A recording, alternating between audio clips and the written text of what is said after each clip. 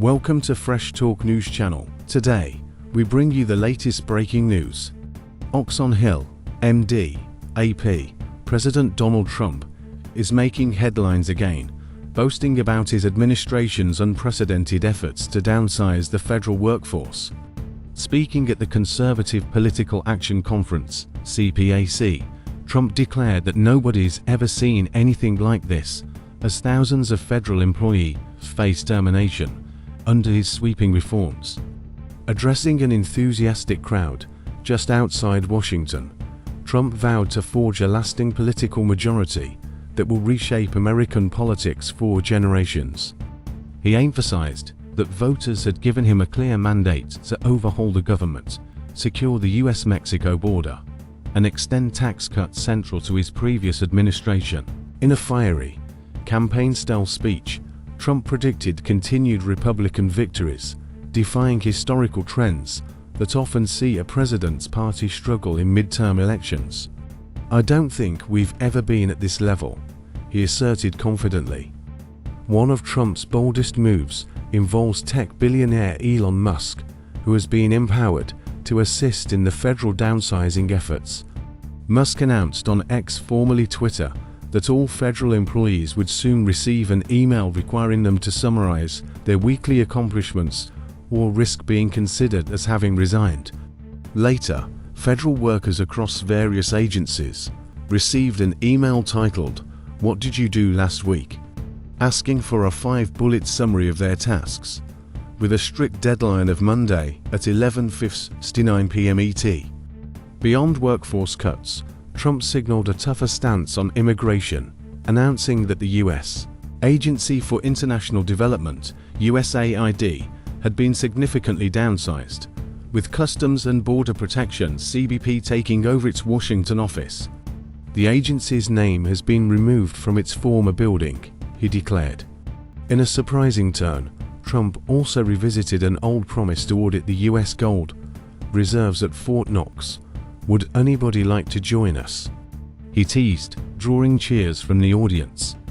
"We want to see if the gold is still there." Trump's speech wasn't just about policy, he also took time to mock his political opponents.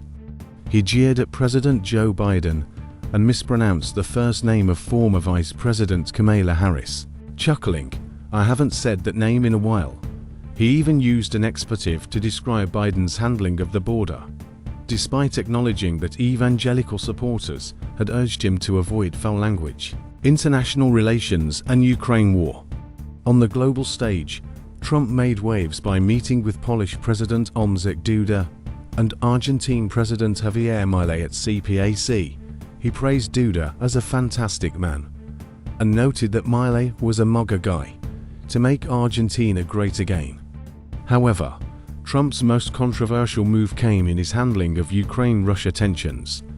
Breaking from past US policy, Trump dispatched top advisors to Saudi Arabia for direct talks with Russian officials without including Ukraine or European leaders. This has alarmed US allies, as the Biden administration had previously insisted on a nothing about Ukraine without Ukraine approach. Adding to the tension, Trump publicly criticized Ukrainian President Volodymyr Zelensky, calling him a dictator and falsely suggesting that Ukraine started the war.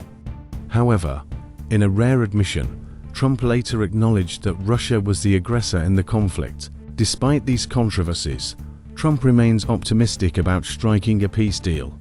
"I think we're pretty close to a deal, and we better be close to a deal," he told the CPAC crowd. White House Press Secretary Caroline Leavitt later confirmed that the administration is working toward a resolution within the week, though many experts doubt such a tight deadline is realistic. Lawsuits and media battles. The Trump administration is also facing a lawsuit from the Associated Press (AP), which alleges that 3 senior officials are violating First and Fifth Amendment rights by pressuring the media to adopt White House-approved terminology. The controversy centers around Trump's executive order renaming the Gulf of Mexico as the Gulf of America. Former White House dinner. Following the CPAC speech, Trump hosted a formal White House dinner for governors from across the country. While emphasizing bipartisanship, he jokingly suggested he might address Democratic concerns first before moving on to Republican issues. "Let us all recommit to making America even greater," he stated, promising to unite the nation. Accompanied by First Lady Melania Trump, who wore a stylish tuxedo without a tie, Trump noted that she had helped organize the event. To conclude the evening, he offered guests a tour of the Lincoln bedroom, calling it maybe the most important room in the whole country. Thanks for watching Fresh Talk News Channel. Don't forget to like, comment, and subscribe for more breaking news and updates.